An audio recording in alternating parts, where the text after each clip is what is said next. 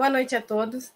Sou a professora Emily Ferreira Trevisani Olívio, coordenadora do curso de Engenharia Mecânica da UTFPR, Campus Cornélio Procópio. Nesse momento, daremos início à cerimônia de abertura do 9º Simpósio Paranaense de Engenharia Mecânica. É um evento técnico-científico que tem o intuito de mobilizar a comunidade técnica regional e estadual em torno da academia, para o intercâmbio de conhecimento e inovações e para a divulgação das tecnologias recentes e pesquisas científicas da área de engenharia mecânica aplicadas às indústrias brasileiras. O evento tem por objetivo promover aos estudantes egressos, profissionais da área, professores e comunidade a familiarização com conhecimentos da vanguarda pertinente ao ramo da engenharia mecânica. Convidamos para fazer a abertura oficial desse evento o ilustríssimo diretor de Graduação e Educação Profissional, professor Márcio Giacometti. Boa noite a todos, aos que nos ouvem pelo YouTube, o canal aqui da UTFPR, Cornélio Procópio. Quero cumprimentar a nossa coordenadora do curso de Engenharia Mecânica, a professora Emily Ferreira Trevisani Olívio, nosso chefe de departamento, o professor Carlos Denardi, da Engenharia Mecânica. Cumprimentar também o Zé Aparecido Lopes Júnior, né, que está participando da comissão responsável pela organização do 9º Simpósio de Engenharia Mecânica da Universidade Federal Tecnológica do Paraná, aqui do campus Cornélio Procópio. Agradecer os que nos ouvem e parabenizar, né, pela organização do evento, já em sua 9ª edição. Importante momento aí para discutir, né, o estado da arte de várias temáticas envolvidas na engenharia mecânica. E hoje nós teremos, né, a nossa palestra aí com o Iolatérico de Moraes, que gentilmente, né, está participando conosco aqui. Na sequência estará palestrando para a gente. Desejar a todos um ótimo evento aí ao longo da programação, né, colocar a nossa direção-geral à disposição, né, daí dos organizadores do evento para qualquer eventualidade e poder apoiar sempre essas ações que são muito bem-vindas para o desenvolvimento aí do conhecimento na área. Quero desejar aí cumprimentar todos os nossos docentes, os nossos estudantes que estão nos ouvindo, né, e todos os servidores aí envolvidos nesse evento. Cumprimentar aí o Júlio César Ramos, né, que está nos apoiando na disseminação aí desse evento de forma remota. Esperamos, né, muito em breve podermos estar realizando eventos dessa natureza também de forma presencial, mas acredito que a partir dessa nova realidade que todos nós vivenciamos aí com a pandemia, né, muito provavelmente nós teremos aí eventos que serão feitos presencialmente, mas também de alguma forma transmitidos de forma online. E isso é um fator aí que a gente percebe já em muitas áreas, aí não é diferente aqui na universidade. Dessa forma, eu agradeço a oportunidade de estar aqui hoje e desejo a todos um ótimo evento. Uma boa noite, um grande abraço a todos aí.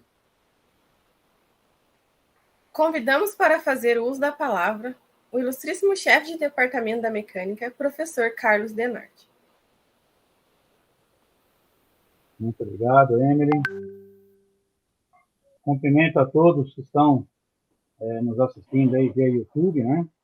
Cumprimento também nosso diretor Giacometti, a Emily, José Aparecido.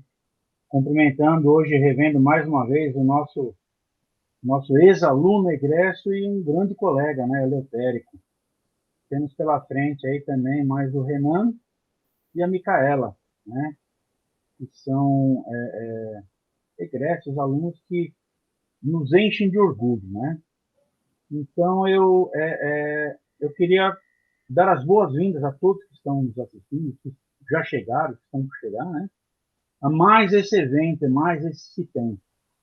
Nós começamos com esse evento já há alguns anos, justamente com a intenção de fazer parte dessa comunidade acadêmica que nós temos aqui, né, em Cornélio Procópio, na Universidade Tecnológica Federal do Paraná, e nós percebemos que essa comunidade aqui dentro, ela não é pequena, e ela compartilha e faz parte de uma comunidade acadêmica muito maior do que a nossa, né? Eu tenho certeza que estão participando pessoas, né? Pessoas curiosas, a plateia é daqui da nossa região, é local, é da cidade, é do estado. Temos também certeza de estarmos atingindo aí os estados, né, e o país inteiro, por conta dessas nossas relações, por conta desses assuntos que nos interessam, né? Prestigiar um evento de caráter científico e tecnológico com a finalidade de consolidar o que nós trabalhamos em nossos cursos, né? E podemos dizer que a médio prazo, né? Um curso como esse, de engenharia, 5 anos no mínimo, né? É o tempo ideal. O Eleutério, que trabalhou com a gente aqui, ele é desde o tempo que existia tecnologia, né? Ele estudou com a gente aqui também desde os primórdios, quando a gente estava nos transformando do Cefet para o TFPR, com o início dos cursos superiores aqui. E desde então, nós temos visto, né, repito, com muito orgulho e muita alegria mesmo, pessoas formadas aqui que entram na escola, eles vêm estudar com a gente com uma perspectiva de vida, né? E eles saem daqui com uma realidade, né? Com armas, né? Com ferramentas e engrandecer, como diz no juramento lá deles, né? De lutar pelo país, ajudar o país, engrandecer o país. E quem, por que não dizer sustento próprio, né? Na verdade. Então, eu quero agradecer, antes de mais nada, toda essa plateia que nós temos certeza está nos vendo. Quero agradecer, né, hoje, né, neste evento, esses 3 ex-alunos, 3 egressos, né, o Eleutérico, o Renan e a Micaela, e quero lembrar também aos outros egressos que a escola continua de portas abertas, né, como o Jacomete disse aí, abrindo as portas do gabinete dele para nos ajudar, né?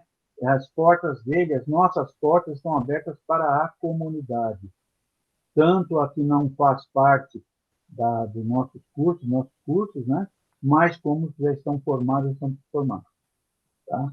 Então, eu desejo a vocês que tenham uma boa jornada, aproveitem esses testemunhos, né?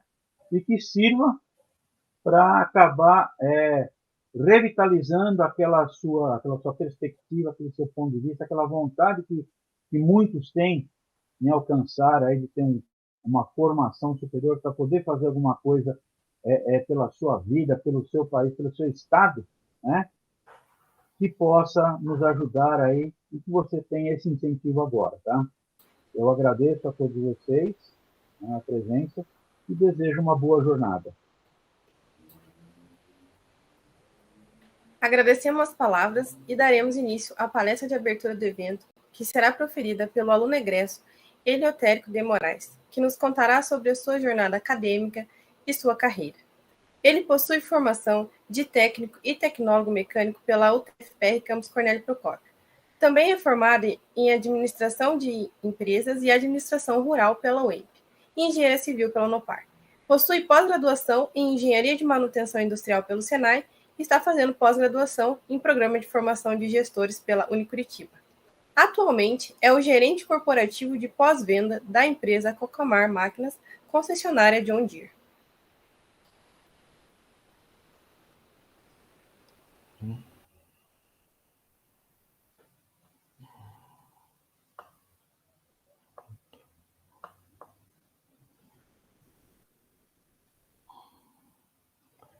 Bem, boa noite a todos. Primeiramente, gostaria de agradecer o convite, né? Dizer que é uma honra estar aqui participando e quando foi pedido para que eu descrevesse a minha trajetória acadêmica e hoje profissional, eu me senti honrado e como diz o Nard, né? Essa instituição que eu muito agradeço, ela me deu realmente ferramentas para que hoje eu pudesse estar aqui conversando com vocês e desempenhando o meu papel dentro da empresa cujo eu atuo, né, como gerente corporativo. Como foi dito, né? Meu nome é Eleutérico de Moraes, sou gerente corporativo de pós-venda do Grupo Cocamar, né, onde nós temos o concessionário Cocamar Máquinas. Já foi mencionada pela professora a minha formação, onde eu também possuo, sou instrutor certificado da John Deere, com mais de 5.000 horas de treinamento, né? Sou profissional em coach, enfim, toda essa minha formação com algumas graduações aí, e muitos perguntam, poxa, você gosta de estudar? E aí eu falo, olha, eu sinceramente eu não gosto de estudar. Eu estudo por obrigação e por comprometimento com o meu objetivo. Porque alguém que fale que gosta de estudar, tá, pode ser uma ou outra pessoa, mas eu diria que na grande maioria não é essa a vontade dos alunos. Preferia estar aí num churrasco, preferia estar em outros afazeres aí, né? Mas estudar é uma obrigação e tem um poder muito significativo na vida de cada um de nós. E eu digo isso, né, e vou tentar falar o porquê do poder dos estudos. O estudo ele é uma parte da educação, né? A educação é uma palavra ampla, mas o estudo cuja a responsabilidade é das instituições, né, dos colégios. Iniciei, então, fazendo o primeiro ano da primeira série, e quando eu finalizei o primeiro ano da segunda série, eu tive a infeliz surpresa de receber a notícia que eu estava reprovado. Fiz o reforço, também não consegui a nota. Fiz a recuperação, também não consegui a nota, e automaticamente fiz novamente a primeira série. No final, de novo, do ano da primeira série, nova notícia. Olha, não concluiu. Fiz reforço, fiz recuperação, né? Me passaram para a segunda série. Na terceira série, eu descobri uma coisa. O meu boletim veio uma nota escrita em azul. Era a primeira vez que eu tinha recebido um 7. E para mim era normal o vermelho. Até então só tinha recebido o vermelho. Quando veio um 7 no meu boletim, eu achei que tinha acabado a tinta da caneta da professora. Aí eu falei assim, olha, mas na terceira série, novamente, não consegui passar. Fiz reforço, já era PhD em reforço e recuperação. Escrito em azul, na quarta série. Na quarta série, a primeira vez que eu tinha recebido, meus amigos faziam conta de 2, 3 números, dividir na chave. Eu estava aí me esforçando para fazer, né, uma conta de dividir com um número na chave. E assim, foi a minha primeira história aí, acadêmica nas primeiras séries aí de estudo. Na quinta série, aí sim, mostrei interesse, porque eu tinha um objetivo, né? Fui ler, me empenhei em fazer alguns cálculos e tive uma evolução significativa. Na sétima série, eu era presidente do Grêmio Estudantil, eu era líder de sala, oitava série também, tinha as boas notas. Meu objetivo era no terceiro bimestre já ter passado de ano. Fui na época, né, era o ensino médio, primeiro, segundo e terceiro ano, né? Tive a premiação da melhor média do terceiro ano, né? Recebi um prêmio, uma homenagem que me foi feita, né, nesse dia. Me formei. Aí começou, então, a busca de um emprego, onde iniciou o meu trabalho. Eu trabalhava já na área rural, eu morava uma parte na cidade, outra parte no sítio, então né? Tudo que era atividades aí do sítio, eu executava. E necessitava aí de um salário, eu fui trabalhar em uma usina, né? Algum período cortando cana, mas a atividade maior era uma atividade chamada bituqueiro. Para quem não conhece essa atividade, né, bituqueiro é aquele profissional que sai andando atrás de uma carregadeira, né, um trator adaptado com os guinchos, e aquelas canas que saem do monte, né, que não é presa, aí a gente vai catando um a um, refaz um novo monte, e aí vem essa carregadeira, pega esse monte, coloca num caminhão e leva. Hoje se fala em termos de perfil que tem inúmeros seguidores. Naquela época, nós já tínhamos inúmeros seguidores, porque como o melado da cana, toda aquela parte preta, né, do carvão, isso atraía as abelhas, e aonde a gente andava, e aquele monte de seguidores lá, nossas amiguinhas abelhas, né, nos seguindo. Em toda a vida, eu costumo dizer que a gente tem alguns anjos que aparecem. E nós tínhamos um fiscal, né, de turma, né, denominado Gato até, uma nomenclatura mais antiga, e ele fazia alguns cálculos, né, e pedia para que eu desenvolvesse. Eu já estava familiarizado com os números, conseguia resolver, e ele falou assim, olha, você tem que estudar, você tem que fazer uma faculdade. Eu falava, como, né? Eu trabalho aqui o dia todo, chego cansado. Não, você tem que arrumar uma outra atividade.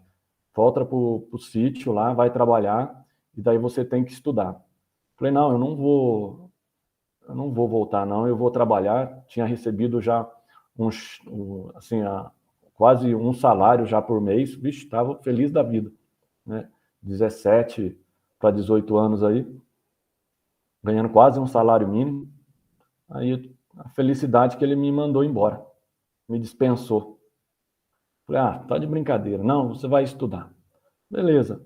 Na época tinha o Cefet, né, bastante conceituado, como é até hoje, né, após a mudança para o TFPE, e fiz a inscrição do vestibular. Na época, uma família muito humilde, tive que pedir isenção para fazer o vestibular, mas consegui. E para quem conhece a atividade rural, você trabalha a semana inteira. Se você pensa que vai descansar no domingo, né, tem uma vaca que escapa do pasto, vai arrumar encrenca com o vizinho, você tem que ir lá buscar ela. Enfim, é assim a atividade rural. E no dia do vestibular, sábado e domingo, não foi diferente, né? Das 6 até as 4 horas, uma vaca entrou em trabalho de parto, tive que socorrer, passei a noite sem dormir, fui no outro dia fazer o vestibular, fiz a prova, falei, de sábado para domingo eu tenho que dormir muito bem para fazer a prova de domingo, para recuperar. Fiz às 6 horas da tarde, começou a chover, nós mexíamos com piscicultura, inundou alguns tanques, tivemos que correr, enfim. Novamente, uma noite sem dormir, fiz o vestibular no domingo. Minha grata felicidade foi que, quando saiu o resultado, eu tinha passado no Cefet para cursar o curso de técnico e mecânico. Aí a gente prosseguia com o curso e tinha formação de tecnólogo em mecânica. Meu primeiro dia de aula na universidade, imagina, a cidade mais longe que eu tinha ido era Cornélio Procópio fazer o vestibular. Até então eu ficava sou oriundo da cidade de Itambaracá, e vim 45 quilômetros, 50 quilômetros até a universidade. Meu primeiro dia de aula, sento na primeira carteira, um professor com um revolvinho de espoleta, com umas bolinhas, começa a dar uns tiros, joga as bolinhas para os alunos e fala, olha, vocês vão pegar essa esfera, calcular o peso específico, quero massa, diâmetro, e calculem quantas bolinhas cabem dentro dessa sala. E levando em consideração que vocês têm que descontar as carteiras, mesa, fazer todos esses cálculos. Foi a nossa boa-vinda à universidade. Tinha-se a frase, né? Difícil não é entrar. Assim, o difícil é sair da universidade. Falei, meu Deus, para mim entrar já foi um sacrifício, né? Fazer esse vestibular, mas realmente. Mas é muito gratificante. E aqui eu abro um parênteses, que muitas vezes, né, tem aqueles professores que, por um motivo ou outro, né, deixa a situação assim, meio cômoda para que a gente prossiga, mas hoje eu reconheço aqueles professores que na época eu tinha como carrasco e hoje eu tenho como heróis, né? Vários desses professores que me forçaram a estudar, né? O próprio Galo, que me fez o convite, me deixou, né, na matéria de fenômeno de transporte com 69,5. Eu fui falar, poxa, Galo, arredonda para 7, meio décimo.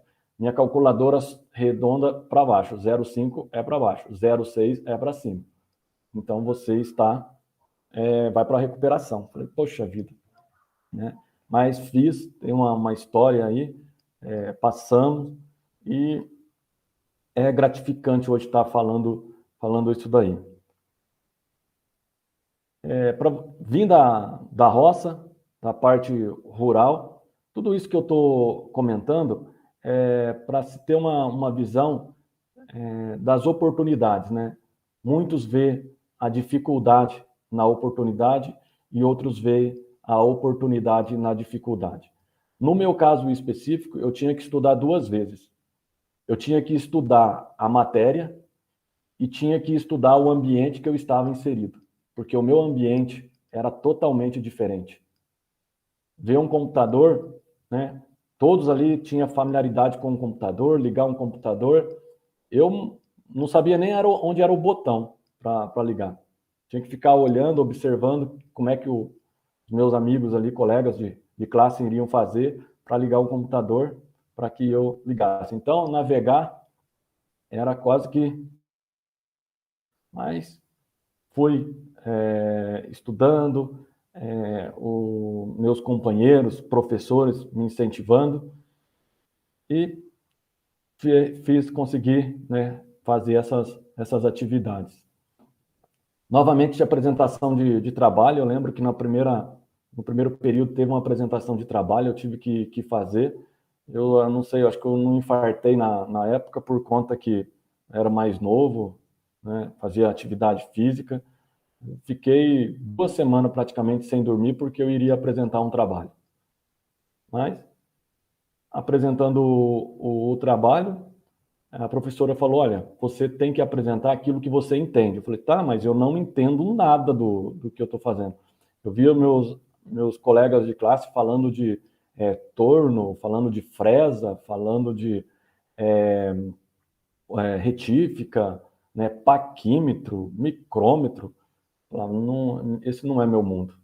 Mas, enfim, fui perseverante, né? Fiz o trabalho e, na época, a minha apresentação, ela falou, você tem que ter o domínio do assunto. Então, pega qualquer assunto que você tenha domínio. Fui fazer de genética, né, que não tinha nada a ver, mas eu dominava um pouco o assunto, aí me confortou aí fazer a apresentação e, mais à frente, né, eu vou mostrar o porquê desse link, né, que foi muito importante na minha vida profissional. O Castelo do Torno, para vocês terem noção do grau do conhecimento que eu tinha com a parte mecânica, né? Um dos professores pediu para que eu retirasse um eixo de um castelo de um torno, né? E eu falei, como é que eu vou fazer? Ele falou assim, olha, coloca um pino contra esse eixo, né? Vai naquela prensa, uma caqueia lá, que a tendência é sair. Assim fiz, coloquei o castelo lá, coloquei um pino, comecei a macaquear lá, 1 tonelada, 2 toneladas, 10 toneladas, 15 toneladas, 20 toneladas, eu não tinha noção, daqui a pouco eu só escutei um barulho, peça voando para tudo quanto é lado, o pessoal veio ver o que tinha acontecido, e lá se era um torno, né? quebrei o eixo, quebrei a caixa, quebrou 2 engrenagens. Ele só chegou e falou para mim, olha, você tem até o final do semestre para montar isso daí e fazer esse torno funcionar. Se você fizer funcionar, você passa para o próximo semestre. Caso contrário, não. Nesse momento, eu descobri que o relacionamento é uma das ferramentas mais importantes dentro de uma organização, dentro de uma instituição. Eu não tinha noção do que era uma fundição. Eu não tinha noção do que era uma usinagem. Mas eu consegui um relacionamento com pessoas que sabiam o que era isso. E junto com elas, nós fizemos esse trabalho. No final do semestre, montamos o torno e ele funcionou. Não com a eficiência que ele estava, mas o compromisso que nós tínhamos é que ele funcionasse. Então, funcionou, passamos, mas aqui foi uma das dificuldades. Na sala 24 horas, havia uma sala 24 horas dentro da universidade, e como eu disse, né, eu tinha que estudar a matéria e também me familiarizar com o ambiente. Uma semana antes que antecedesse as provas, eu chegava na universidade com ônibus, eu morava em Tambaracá, vinha de ônibus, e 6h45, 7 horas, a gente chegava na universidade, aí eu estudava e ficava na universidade estudando nessa sala 24 horas, que é logo ali na entrada, ali onde está escrito Paraná, ali tem a entrada, vamos dizer, a principal, e do lado esquerdo tinha uma sala que a gente denominava sala de 24 horas para estudo. Eu pegava umas cadeiras que tinham a biblioteca, a parte da biblioteca era para o lado de fora, pegava ali 8 cadeiras, levava ela para essa sala, colocava uma ao lado da outra, estudava até 1 hora, deitava, dormia, no outro dia acordava, ia lá no banheiro, escovava os dentes, né? E nessa época eu já tinha noção de orçamento, porque o dinheiro que eu tinha na semana dava para me comprar uma tubaína e 2 boletes. A hora do almoço eu comia um bolete, tomava meia tubaína. Na hora da janta, tomava o restante da tubaína e comia o outro bolete. E nesse ponto também eu gostaria de abrir um parênteses, né, e homenagear, né, mais um anjo que eu conheci durante essa minha trajetória, que infelizmente já não está no meio de nós, mas foi uma colaboradora importantíssima da universidade, que era a Joana. Para quem conheceu, ela trabalhava junto ali com os professores, zelava ali do ambiente, depois foi inspetora de aluno. E quando ela viu essa situação, que eu ficava a semana toda ali, né, fazendo essa alimentação, e de manhã não tinha o café da manhã, ela sempre que me via, levava eu ali ao lado da sala, e eu comia um pão, né, tomava um café, mas eu falo isso com orgulho, porque todo esse esforço, esse sacrifício vale a pena, né, a gente passar para dar valor naquilo que a universidade nos proporciona. Então, nessa sala de estudo aqui, então, todas a semana de prova, eu ficava uma semana e a semana de prova. Então, eu ficava 2 semanas aí na universidade, direto. Né? Um ou outro dia, talvez, da semana aí, eu ia até uma casa de uma tia minha que morava a 7,5 km a pé, e aí tomava um banho, né? Voltava aí na quarta-feira para concluir os estudos. A minha primeira nota vermelha, né, eu já não estava mais acostumado com nota vermelha, foi numa matéria que, novamente, todo mundo falava de usinagem, todo mundo já era chão de fábrica, e eu ficava olhando aquele mundo, né? Quando eu tirei lá 67, fiquei muito decepcionado, mas não desisti. Né? Eu lembro que de 52 alunos, se formamos dessa mesma turma em 4, né? Então, lógico, a turma ela teve uma formação maior, mas desse ano, que foi de 2000, foram quatro alunos aí que concluíram a universidade. Aí veio o programa de estágio, né, que é importantíssimo. Eu iniciei o estágio numa empresa e estou nela até hoje, né? Talvez a empresa trocou de nome, mas o espaço físico eu só fui agregando aí regiões à antiga região que eu iniciei o meu estágio. No programa de estágio, eu lembro que tinha um painel, né, e lá estava as vagas de estágio. Eu ia numa vaga de estágio, né, projetista, tinha lá 4, 5 dos meus amigos, chamavam 3 ou 4, eu não era chamado. E outro, eu ia numa outra empresa, chamavam os meus amigos lá fazer o estágio, eu não era chamado. E eu entendo e não critico, não era a minha área. Eu não tinha experiência para fazer ali desempenhar um bom trabalho, até porque a gente sabe que estágio é para aprender, mas tem que ter um pouco de noção. Mas teve uma vaga de estágio para uma empresa do agronegócio. A única que sobrou. Falei, tem que fazer estágio. Enviei o meu currículo, me chamaram para uma entrevista. Aí a entrevista era em Londrina. Eu tinha ido máximo até Cornélio, para ir até Londrina, marcaram a entrevista no outro dia, numa terça-feira à tarde. Falei, nossa, não tem nem como. É que eu vou pegar ônibus, não sei, não tenho dinheiro para pegar esse ônibus. Fiquei meio decepcionado, subi, né, na avenida na minha cidade lá, encontrei um amigo, falei com ele, falei assim, olha, amanhã eu vou para Londrina. Ah, então me dá uma carona. Aí ele me levou, peguei a carona, iniciei fiz a entrevista, aí me ligaram dizendo, olha, nós vamos te contratar.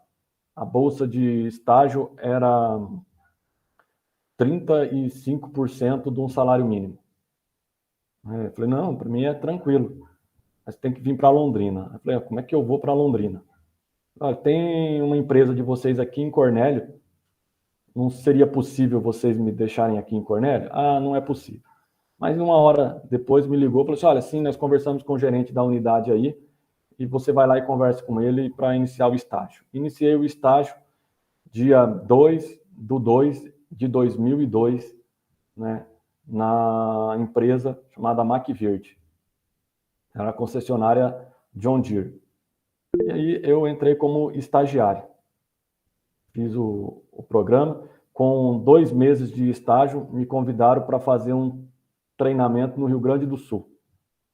Falei, como é que agora eu vou para o Rio Grande do Sul, né? Já vou atravessar um estado. Mas olha, o investimento é alto e você tem que se comprometer que vai ficar com a gente. Não, sim, eu comprometo. Fui, fiz os treinamentos, eram 15 dias, voltei, recebi uma proposta de trabalho para ganhar 4 vezes aquela bolsa que eu tinha. Falei, caramba, como é que eu vou sair agora? Mas eu tinha um compromisso, tinha um objetivo e permaneci nessa empresa, até pela palavra que eu havia dado aí para o meu gerente. E não me arrependo de forma alguma de ter permanecido. Mas o estágio é uma das ferramentas que a universidade, né, junto com os seus parceiros, proporciona aí para os alunos, que é de fundamental importância. Aí tinha, né, no meu caso, fazer o TCC. Sempre que tirei essas fotos aqui do meu trabalho, talvez não está tão nítida, mas como eu estava na parte de mecânica, vendo toda a parte de automação, eu comecei então a imaginar a minha atividade sendo automatizada.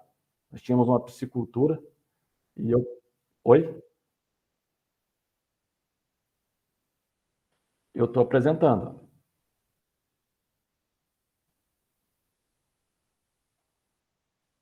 Estou aqui.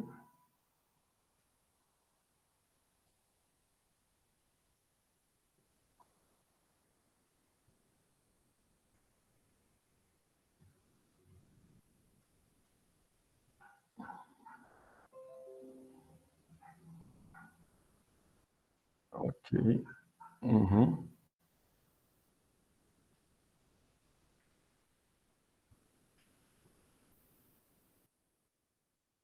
Ok? Então tá. Então aqui era o meu TCC,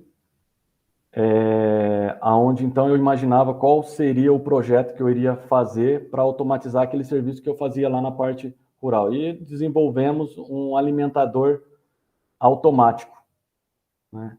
Automatizando então a minha atividade. Eu deslumbrei esse projeto, né? Foi um sucesso. Nós conseguimos, na época, 25% de aumento de biomassa do peixe, né?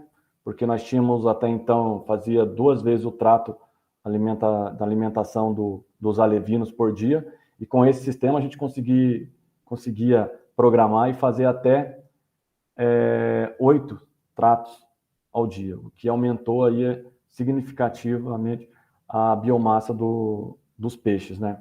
Esse trabalho ele foi apresentado, era único, e foi apresentado na Expocop, no stand da Emater, onde tivemos o secretário da Agricultura do Paraná visitando, olhando o projeto. Houve-se empresas interessadas e, novamente, né, eu digo que a minha paixão era o ramo que eu estava com o meu estágio. Era a parte do pós-venda, era a parte de assistência técnica dos equipamentos agrícolas, cujo eu já estava mais familiarizado aí com toda a estrutura. Hoje, né, até fazendo uma pesquisa, eu vi que tem inúmeros projetos, né, que certamente são oriundos lá do meu projeto, e que traz aí vamos dizer, essa viabilidade para a piscicultura em relação à alimentação dos peixes, né? Então lógico, tem uns aqui mais sofisticado, com timer, enfim. Mas eu posso dizer até que foi nessa pesquisa que certamente são frutos aí do meu primeiro projeto que eu desenvolvi em 2000. O projeto mesmo ele começou a ser estudado já em 2001, né? E foi apresentado aí no meu final do trabalho de conclusão de curso. E quando se fala o conhecimento fez a diferença, né? Por que fez a diferença? Eu estava como auxiliar técnico de grandes técnicos que atuavam com esses equipamentos agrícolas. Só que esses equipamentos, eles eram, na sua grande maioria, com uma automação muito forte, né, que hoje, principalmente, nós falamos que a John Deere é a maior empresa tecnológica, né, de equipamentos agrícolas do mundo. E eu tinha essa base que eu consegui, que eu fui qualificado dentro da universidade, né? Na matéria que eu realizei, né, em automação, eu consegui entender de como ler um esquema elétrico, de como ler um esquema hidráulico. E quando eu apresentei esse conhecimento para essa equipe técnica, aí todos queriam que eu auxiliasse eles. Então, quando era uma parte mais crítica de automação, eu saía a campo com eles, né, orientando de como lia um esquema elétrico, hidráulico, e a gente ia trabalhando nesses equipamentos e fazendo com que houvesse a solução, né? Então, a gente, muitas vezes lá dentro da universidade, para que eu vou usar, né, isso que estão passando? Você usa tudo, talvez não numa forma mais aprofundada, mas você, em algum ponto, você vai ter a utilização desse conhecimento que nunca é perdido. E no meu caso, a automação em específico foi um ponto fundamental para o desenvolvimento da minha vida profissional dentro da empresa.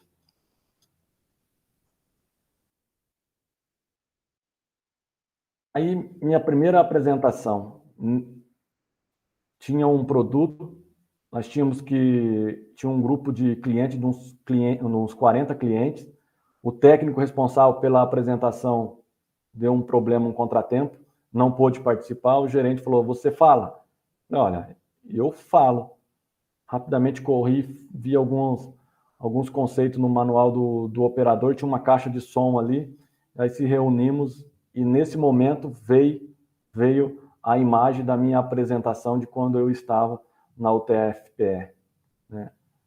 Quando eu apresentei, né, para os meus colegas e passei todo aquele frio na barriga, né?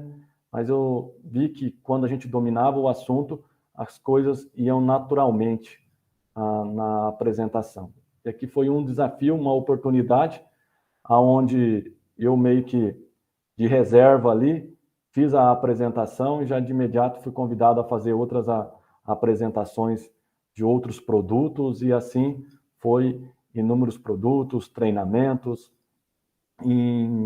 Tecnicamente, em 2011, eu fui um dos técnicos da rede a nível Brasil com maior quantidade de treinamento, né, que foi oferecido pela John Deere. Hoje eu estou mais na parte de gestão, né, como gerente corporativo, mas eu galguei ali todas as fases dentro do departamento de pós-venda.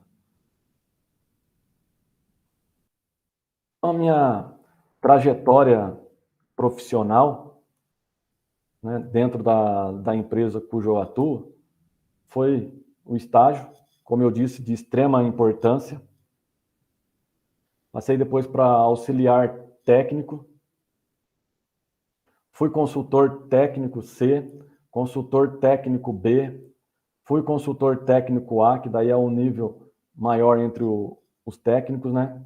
Fui supervisor de serviço, gerente de serviço, gerente técnico, e hoje eu estou como gerente corporativo de pós-venda. Ou seja, eu faço a parte de gestão do departamento de pós-venda da concessionária Cocamar Máquinas.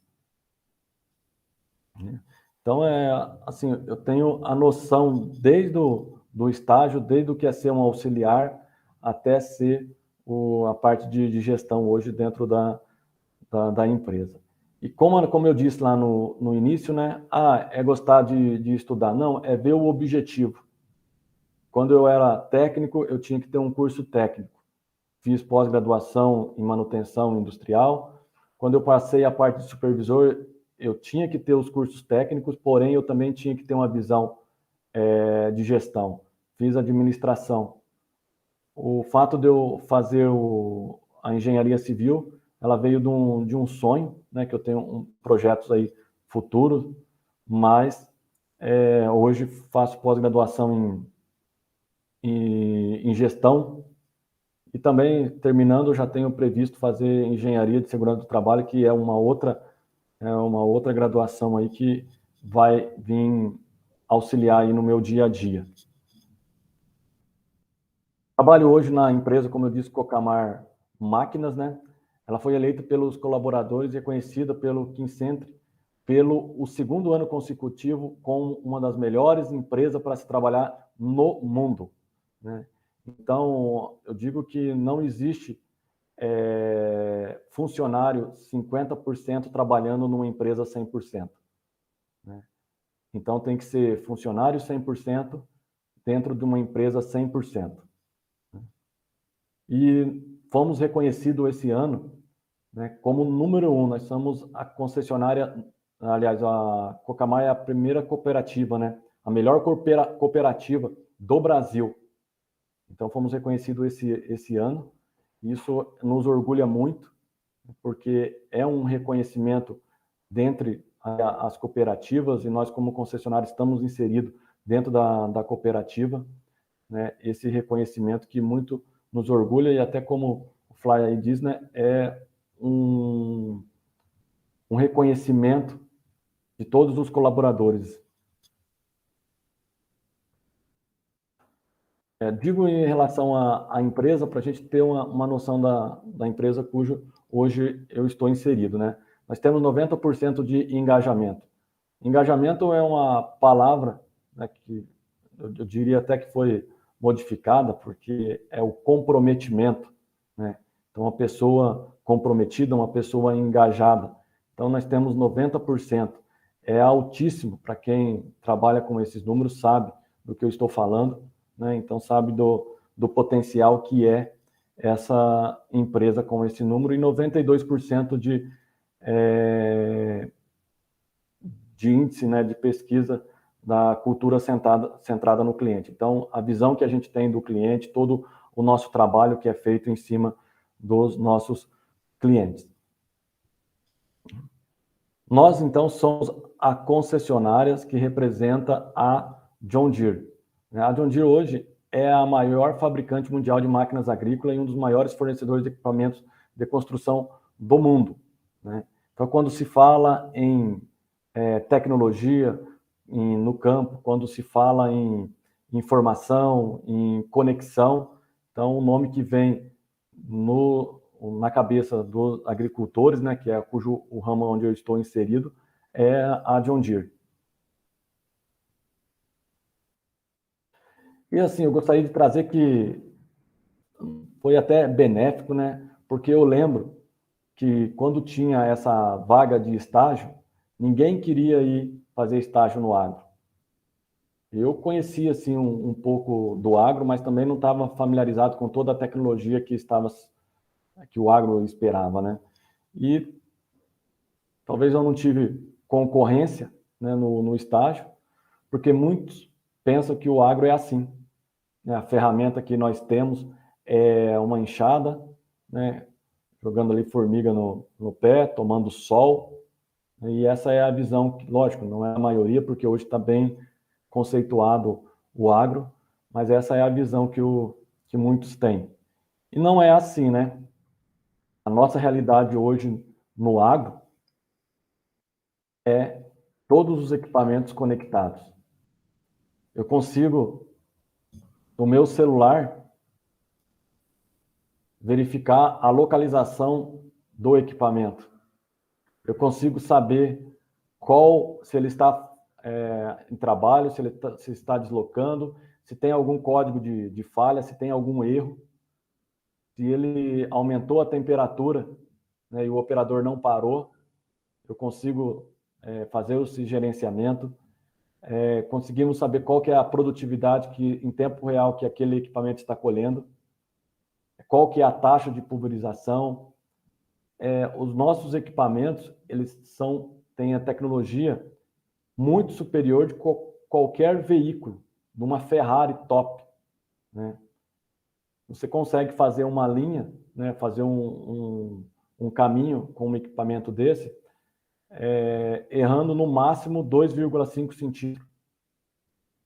Então, você pode fazer um trajeto daqui em São Paulo, colocar ele para ir na faixa contínua, que ele vai ter um erro no máximo de 2,5 centímetros.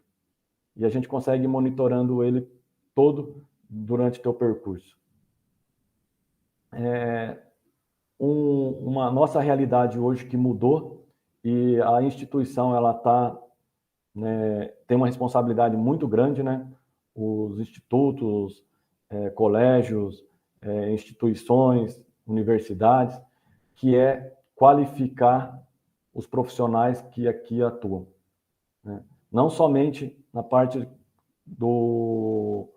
de assistência técnica, que é a parte mais mecânica, mas sim na parte de operação. Porque há 15 anos atrás, esses equipamentos, ou o operador era avaliado pela prática. Hoje, o operador ele é avaliado pelo conhecimento. Ele tem que ter o conhecimento de como monitorar esse equipamento. Ele tem que ter o conhecimento de como calibrar esses equipamentos para que, após a calibração, ele não precisa fazer absolutamente nada, apenas uma coisa: peso no banco, para que o sensor de presença identifique que há um operador ali gerenciando e que os movimentos dos equipamentos possam dar continuidade.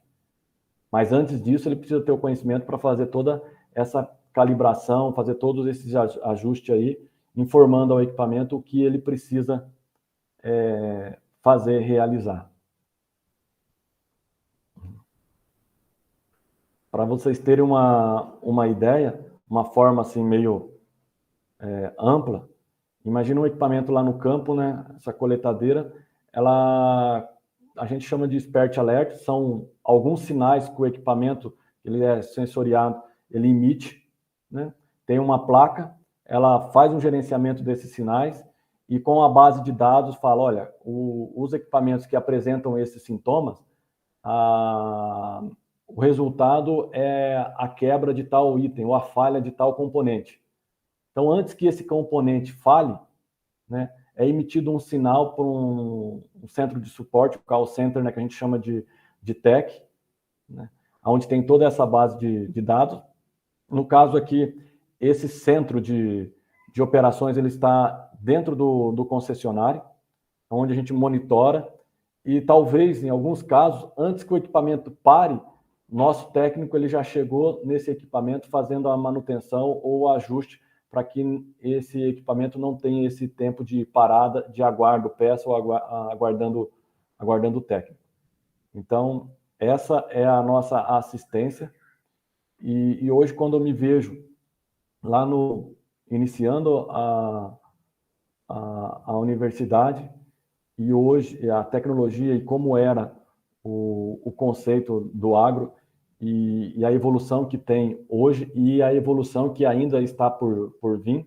Vocês viram agora a parte de 5G no agro, aonde vai se conectar todos os equipamentos, ter sinal de internet no campo como um todo, né, fazendo essa comunicação, esse monitoramento aí desses produtos. Então, é essa parte, esses profissionais, é essa gestão que hoje eu atuo fazendo o serviço de pós-venda.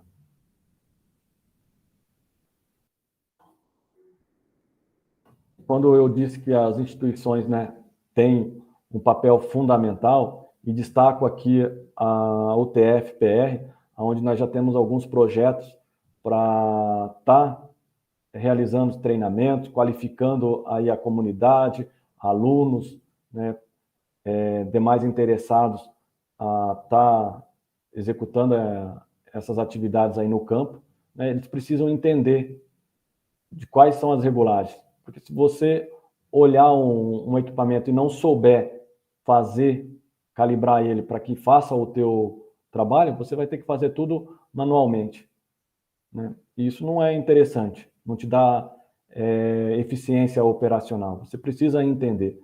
As telas são bastante intuitivas, mas você precisa ter um conhecimento, né? Aí você coloca ali as informações dentro desses monitores, né? E quando a gente olha todos esses equipamentos, também logo vem à mente que, não, isso só tem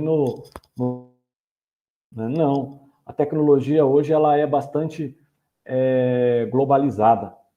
Então, equipamentos que hoje é produzido no Brasil, ele vai para a Europa, ele vai para os Estados Unidos. Equipamentos que são produzidos nos Estados Unidos, ele vai para a Europa, a Ásia, vem para o mercado brasileiro, né? Nós recebemos equipamentos indianos, enfim, as fábricas estão instaladas no mundo todo e a tecnologia ela é ampla para todos. A grande dificuldade que não alavancou vamos dizer assim, essa tecnologia são a qualificação, digo do modo geral, de todos, né? Que assim, você muitas vezes tem a tecnologia à tua disposição, mas não tem tanto conhecimento para manusear toda essa tecnologia disponível. E aqui. Então, aquilo que eu havia dito, né? Nossos equipamentos, eles são todos conectados.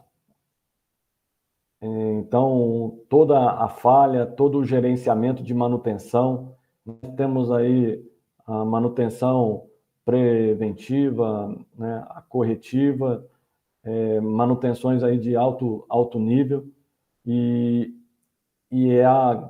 a grande manutenção hoje é a proatividade. É você chegar no equipamento antes que ele pare. Você ter o gerenciamento de que um óleo está aumentando a temperatura, mas quando aumentou a temperatura desse óleo e tal outro componente não está desempenhando a tal velocidade, pela a base de dados corresponde que é um trinco num bloco lógico, né, e que necessita ser substituído. Se ele permanecer com essa falha, esse trinco irá aumentar e danificando outros componentes aí. Então, a gente vai e faz a intervenção antes que a falha seja mais crítica, né? E tudo isso dentro da oficina, dentro do nosso suporte de conexões, com a informação na palma da mão, no celular. Como eu disse, inúmeros alertas são emitidos para o operador, são emitidos para o concessionário, todos ficam ali conectados, fazendo com que esse equipamento desempenhe da melhor forma possível.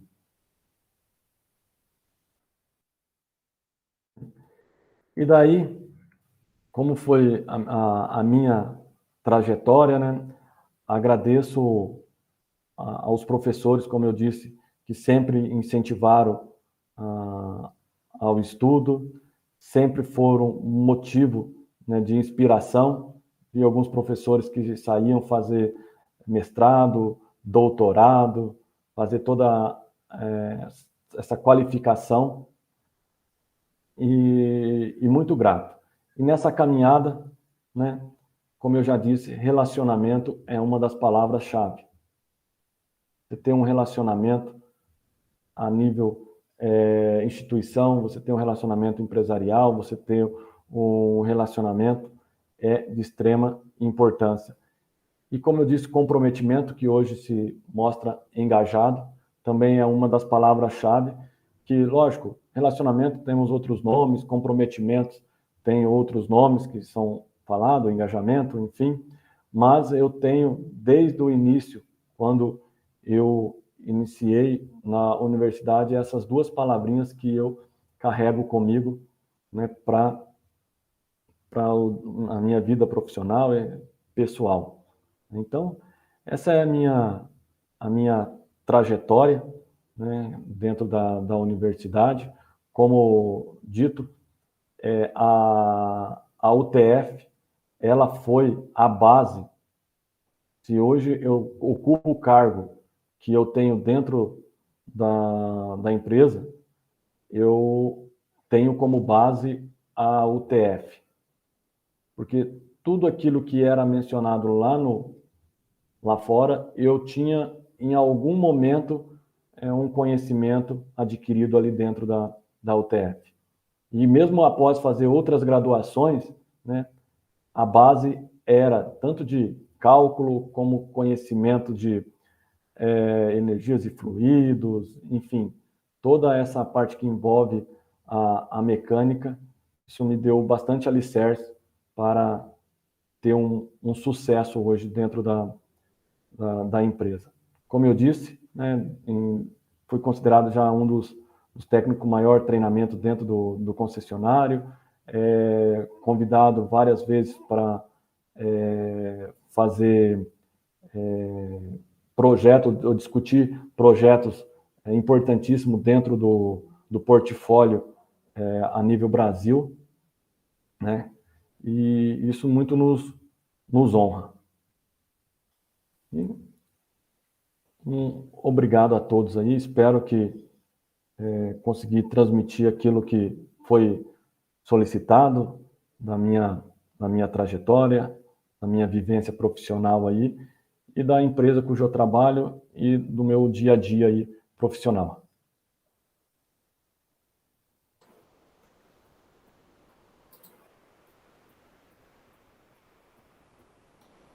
Agradecemos ao aluno egresso Eliotérico de Moraes pelas suas palavras e também pela sua história de vida, né? É uma inspiração para muitos.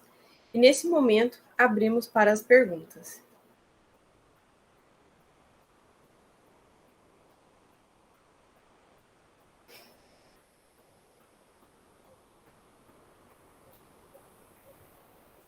Eu estou vendo o chat aqui, né? Tem muita gente agradecendo, né, pela sua história de vida, quando você é um exemplo para os nossos alunos. Seu testemunho foi muito motivador. Eu vi também que o pessoal da Cocamar parabenizou você e toda a diretoria e os colaboradores. Mandaram lá no chat também. Tem muita gente falando parabéns, né? 100% de dedicação, falou o Celso Naves, que eu sei que é um dos professores que... O Celso Naves, ele foi meu professor muito do TCC, meu colega de estudo, e aí agradeço ele também, que teve uma participação importantíssima aí na minha vida acadêmica. Obrigado, Celso. Na verdade, a gente tem bastante professor aqui no chat, né? Todos falando parabéns. A maioria aqui tá todo mundo aqui te parabenizando, agradecendo a palestra. O Galo falou que pagou o preço para chegar onde chegou e com certeza irá chegar mais longe. O Galo aí que disse, né, que acabou te reprovando. O Galo me reprovou, aí eu peguei um livro de termodinâmica, fiquei lá sentado na biblioteca fazendo um monte de exercício. No final do tempo não consegui resolver o exercício. Ele passou, eu falei: professor, qual é a resposta? Ele falou assim: tá certo, você só tem que mudar a unidade. Aí era a nossa prova. Cheguei lá e falei assim: olha, alguém vai tirar 10, porque o exercício que eu tenho aqui na prova não deu tempo de mudar, e é o exercício que um aluno acabou de fazer ali na biblioteca. Aí foi só copiar e ganhar os 10, né, galera? Só para os alunos não ficarem na dúvida, na época do Eleutério, nossa, a média era 7, tá? Por isso que ele falou que ficou com 69,5 e acabou reprovando. Hoje é 8? E não havia exame, né? Não. Nós também não. O Lucas Costa falou: orgulho em ser seu amigo de trabalho, parabéns. Feliz, é meu amigão, é o nosso técnico de segurança do trabalho. Também falaram: parabéns pela trajetória de sucesso. Linda sua trajetória, uma inspiração.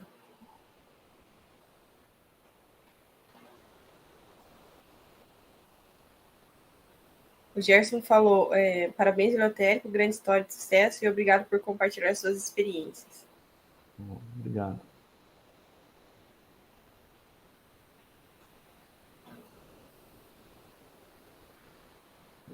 Jefferson é meu irmão. É Gerson Luiz Vicente dos Santos.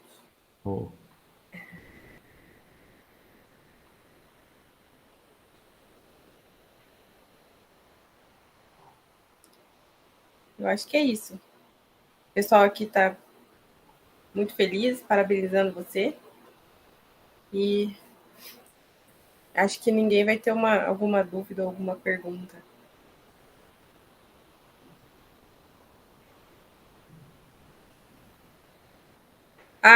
O Malaquias está falando aqui, ó.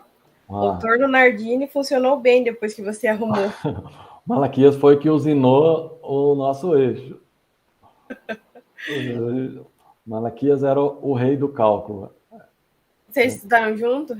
Não, ele era uma turma à minha frente, né? Mas assim, eu era o rei das permanências. Se não me engano, acho que era assim que chamava. Então, como eu ficava dentro da universidade para estudar, eu ia procurando tudo quanto é professor. Eu olhava lá, tinha permanência, mas o professor era de projeto e eu precisava saber de materiais, né? Você sabe materiais? Então tem que me ajudar porque eu não sei.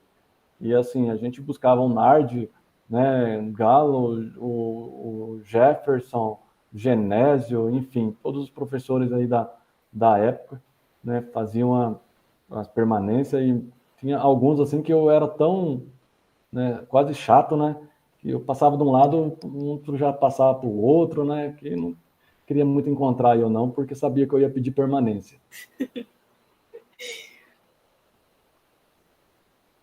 O Malaquias falou que ele é mais idoso. O Gerson é o seu sobrinho que está assistindo. O Rogério falou assim: que bom que aprendeu um pouco de fundição na prática. Tem uma pergunta do Lucas Sato. Você disse ter cursado engenharia civil por planos futuros. para qual área pretende migrar? Assim, a parte de engenharia civil, ela é mais uma parte filantrópica do que profissional, né? O meu objetivo futuro, na hora de aposentar, é fazer com que famílias, né, construam casas, que consigam fazer o seu lar, né, que eu consiga, de repente, dar alguma assessoria, alguma parte de ajuda, né, de conhecimento ali, e projetos, seria basicamente com esse interesse. Mas isso é planos futuros e aposentadorias. Por enquanto, focar na área e tem muita coisa ainda para fazer. Nossa, muito legal. Parabéns. Ó, o Montes provavelmente foi seu professor também. Hoje ele não está mais na instituição. Montes foi nosso professor de projetos. Ele mandou parabéns para você. Ele está desde o começo da palestra. O Montes, o Galo, nós marcamos uma pescaria, aí eles foram lá nessa área rural que a gente tinha lá em Tambaracá, um fiasco, né, Montes? Um fracasso. Aí havia tratado dos peixes, aí ninguém pegou nada, uns negócios, nossa vida. Foi o maior trauma, acho que, da vida do Galo e dele em termos de pescaria. Ele falou assim, o Galo, o que bom vai longe. O Júlio, na verdade, mandou uma pergunta. Qual a sua visão com relação a uma parceria da Cocamar com a UTF-PR, em particular com o Departamento da Mecânica? Sim, já tem um namoro, né? Inclusive já até a nível fábrica também. A Cocamar, ela é uma empresa que preza muito parcerias, né? Até pelo perfil de cooperativismo, né? E tendo essa visão da universidade que ela tem a intenção de qualificar não só os alunos, mas como toda a sociedade, esse projeto certamente irá vingar, e onde nós também nós somos recebidos, né, pelo representante da UTF, onde a gente levou o pessoal da fábrica mesmo, da John Deere. Então, tá bem encaminhado aí nos futuros. Temos alguns equipamentos já para doação, para iniciar uma parceria boa com a UTF. Vai ser ótimo para o departamento e para os nossos alunos. O Monte falou aqui, pelo jeito, ficou traumatizado, porque ele nunca mais foi pescar.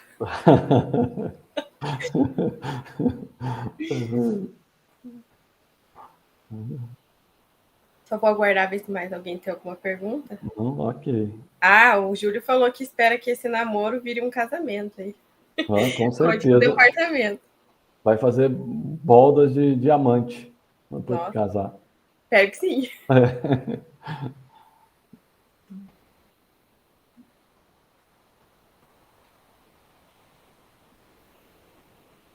Bom, eu acho que é isso, a gente pode encerrar. Bom, mais uma vez, eu gostaria de agradecer ao Eleutério de Moraes, né, por ter tido essa disposição para a palestra aqui no CIPEM. Eu sei que você sempre acaba vindo, né, na universidade, mas acredito que você nunca tenha vindo para o CIPEM especificamente e fazer uma palestra para a gente. No presencial, eu espero podermos contar com você de novo aí daqui a um tempo. O Razul te mandou um abraço. Manda outra aí. E a todos, meu muito obrigado pela participação. Convidamos vocês para as próximas apresentações, que vão ocorrer nos dias 17 e 24 de novembro, no nosso canal oficial aqui do YouTube. Desejamos a todos um excelente evento e boa noite. Boa noite, muito obrigado. Estamos à disposição.